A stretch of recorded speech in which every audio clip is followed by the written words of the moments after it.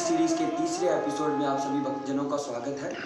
एक जंगल में शिष्यों की मंडली जा रही थी। उस मंडली में एक गुरुजी थे। गुरुजी ने शिष्यों से प्रश्न पूछा कि बताओ, इस सृष्टि में सबसे मीठी चीज़ क्या है। तो एक शिष्य ने उत्तर दिया कि गुरुदेव, सबसे मीठी चीज़ है शहद। किसी ने शहद बोला, किसी ने गन्ना बोला और किसी ने आम बोला। गुरुदेव कहने लगे कि जो प्रश्न का उत्तर मुझे चाहिए ये वो उत्तर नहीं है। तो उनमें से एक सबसे सुलझा हुआ शिष्य था। उस शिष्य ने बोला कि गुरुदेव, सबसे मीठी चीज़ है हमारी वाणी। तो गुरुदेव कहने लगे कि यही उत्तर था जो मैं सबसे चाहता था, लेकिन तुमने मुझे बताया। वाणी एक ऐसी है जिससे हम जितना अमृत चाहें उतना अमृत निकाल सकते हैं। वाणी को हमेशा सही जगह पर इस्तेमाल करना चाहिए।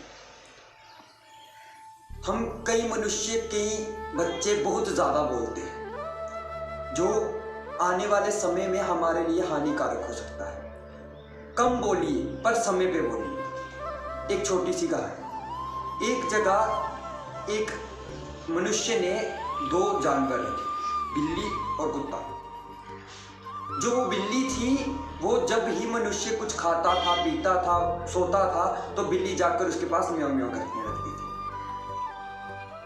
तो जो मालिक था वो एक दिन बहुत गुस्सा हो गया। उसने बिल्ली को बहुत पिटाई की। तो वही बैठे बैठे कुत्ता देख रहा था। उसने सोचा ये बिल्ली इतना बोलती थी कि आज इसको मालिक ने इतना मारा, इसलिए मैं भी अब से बोलूँगा ही नहीं। एक दिन रात को घर में चोर आए। तो कुत्ते ने सोचा यदि मैं बोलूँगा तो मालिक मुझे सुबह बहुत पीटेंगे। तो कुत्ता चुप रहा। जब सुबह हुई तो मालिक ने देखा कि कुत्ता जो है वो चुप करके सोया है और चोर सब कुछ लूट कर चले गए। तो मालिक ने उस कुत्ते की बहुत पिटाई की। कुत्ता सोचने लगा कि बिल्ली बोली तो उसको पिटाई पड़ी, मैं नहीं बोला तो भी पिटाई पड़ी। फिर उसको समझ आया कि समय पर बोलना ही अच्छा होता है।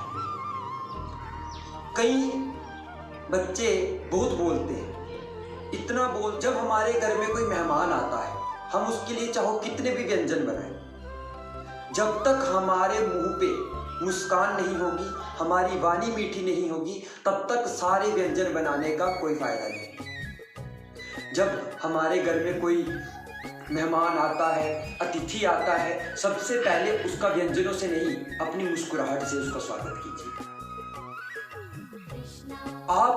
यदि आपकी मृत्यु हो जाएगी, आपके कर्मों से या आपके किए हुए कामों से कोई आपको याद नहीं रखेगा। सब ये बोलेंगे कि ये व्यक्ति बहुत ही मीठे स्वभाव का है, ये बहुत ही मीठी वाणी का प्रयोग करता था। कहने का तात्पर्य यह है, अमृत पीने से कोई महान नहीं हो जाता या अमर नहीं हो जाएगा। मीठी वाणी बोलने से ही आज एक मनुष्य अमर हो सकता है। इस वीडियो को देखने वाला हर एक व्यक्ति प्रयास करे कि हमें मीठी वाणी से ही अपने आप को शुद्ध करना है। हमारे गले के कंठ में सरस्वती माता वास करती है।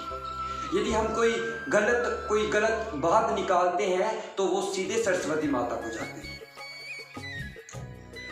हम कई बार किसी व्यक्ति से अपेक्षा रखते हैं कि ये हमसे अच्छे वचन बोलेगा, परंतु वो ऐसे कड़वे वचन बोल देता है जिससे हमसे सहा नहीं जाता। परंतु आप उसको एक तरफ करके खुद अच्छे वचनों का पालन कीजिए। वो अगर आपको बुरा कह रहा है, आप उसको अच्छा बोलिए। हाँ, मुश्किल होगा, कोई आपको इतना बुरा भला कहे, गाली निकाले, मुश्किल होता है सहना, पर सहिए और आप होइए कि उसको लगे कि यार मैंने इसको इतना कुछ कहा, फिर भी ये मेरे साथ अच्छे से व्यवहार कर रहा। हमेशा अपनी वाणी पे निरंतरण बनाए रखिए। इतना ही। भक्ति सीरीज के एक और एपिसोड में नए अध्याय के साथ हम आपके साथ फिर मिलेंगे। तब तक के लिए चैनल को लाइक और सब्सक्राइब ज़रूर करें, और कमेंट में यदि आपकी कोई प्रश्न है आप ज़रूर पूछें, और यदि हमसे हो सका तो हम उसका उत्तर आपको अगली वीडियो में ज़रूर देंगे। तब तक के लिए राधे राधे, जय गौ माता।